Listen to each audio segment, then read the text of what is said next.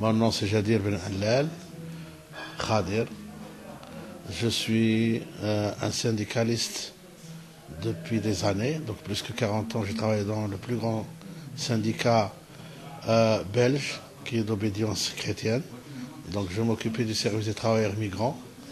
Donc pour tous les travailleurs migrants, donc il n'y avait pas seulement la spécificité des Arabes ou des Marocains, mais on avait aussi une section arabe à l'intérieur du syndicat qui se préoccupait des problèmes spécifiques des Marocains.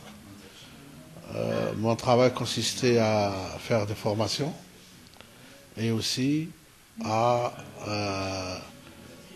disons, donner des informations sur les conventions internationales que la Belgique a signées avec certains pays dont l'immigration est venue en Belgique, que la Belgique a souhaité avoir comme main-d'œuvre. L'immigration en Belgique a commencé en 1945 et en tout cas pour les Marocains, elle a commencé vers les années 60, même si il existait quand même des Marocains en Belgique, spécifiquement dans le charbonnage, depuis des années et des années. Donc voilà un peu ce que je fais. Maintenant, je suis prépensionné depuis plus ou moins 2 ans. Donc je m'attache maintenant à travailler avec l'organisation La Momé, dont je suis membre fondateur. De La Momé. De La Momé, oui. Donc l'Alliance mondiale. Et vous êtes là pour une visite aujourd'hui Ben, nous sommes là avec une délégation suite à nos efforts je dirais de travail et de refus d'accepter l'injustice, puisque comme vous le savez, le Conseil de la communauté marocaine a été installé il y a 5 ans. Malheureusement, il y a eu une exclusion que nous appelons le Hogra, qui a été instaurée, disons, systématique depuis la création de ce conseil. Donc il est évident que nous avons mené pas mal, disons, de combats pour que cette exclusion puisse être, comment dirais-je, reconnu ce qui s'est passé et que le conseil de la communauté marocaine a reconnu. Il a pu approcher notre organisation pour que nous puissions discuter, donc de dialoguer et de trouver des solutions à certains problèmes, et en particulier la représentativité démocratique dans ce conseil. Nous avons eu toute une discussion qui était très chaleureuse. Moi, j'étais très heureux car j'avais l'impression que nous ne serons jamais appelés, que nous ne serons jamais pouvoir dialoguer avec les membres de ce conseil, ou les responsables de ce conseil. Donc, il est arrivé l'heure où... c'était une surprise pour vous? Ben oui, c'était inattendu, parce que moi je ne m'attendais pas. C'est une surprise. Je ne dirais pas que c'est dû au discours de Sa Majesté le Roi, dernièrement, mais le dialogue était entamé juste avant. Bon, est-ce qu'ils savaient qu'il y avait quelque chose qu'ils puissent faire et qu'ils ont accepté? Je ne sais rien. Mais ça, je crois qu'il y a eu un sérieux, il y a un dialogue qui a été très fluctueux et sérieux après la discussion. Je pense que, comme nous l'avons exprimé et souhaité, que nous allons travailler tous ensemble, et nous sommes prêts à apporter notre contribution pour trouver des solutions démocratiques et transparentes pour ce Conseil, en particulier pour la représentativité. Et nous avons aussi eu l'occasion de rencontrer pas mal de responsables du gouvernement surtout sur la question politique qui est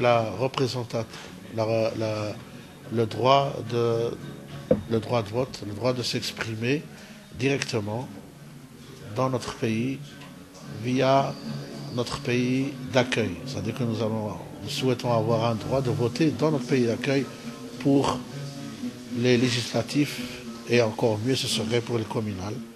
Car je pense que les partis pourront surgir, pourront réagir, pourront nous reconnaître, parce que jusqu'à présent, ils ne nous reconnaissent pas, même s'il y a des militants qui travaillent dans ces partis, qui militent dans ces partis, malheureusement, ils n'ont aucun intérêt de s'occuper de nos problèmes, puisque nous ne leur apportons rien.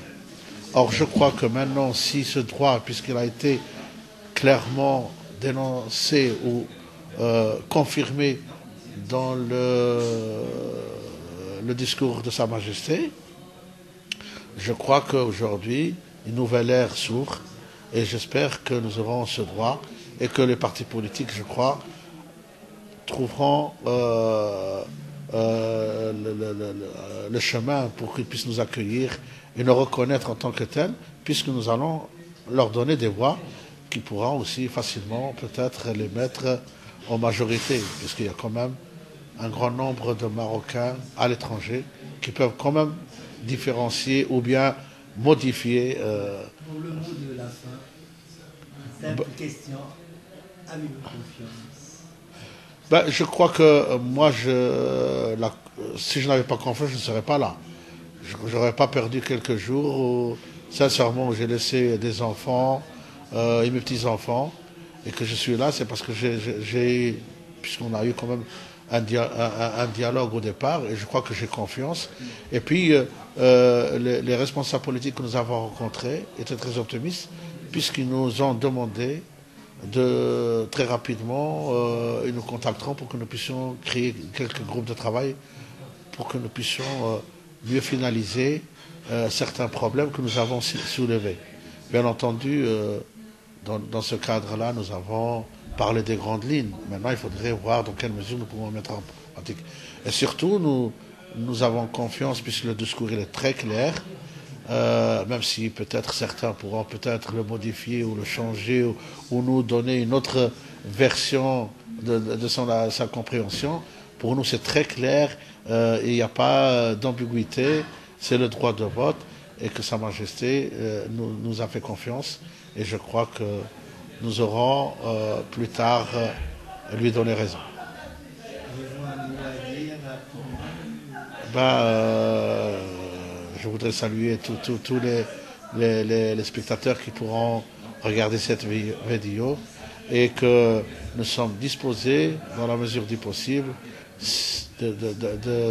comment dirais-je, de les contacter ou de nous contacter pour que nous puissions échanger nos idées et voir comment nous pourrons tous ensemble être présents dans toutes ces institutions qui traitent nos problèmes, qui décident à notre place, que nous puissions au moins leur donner nos avis et les orienter.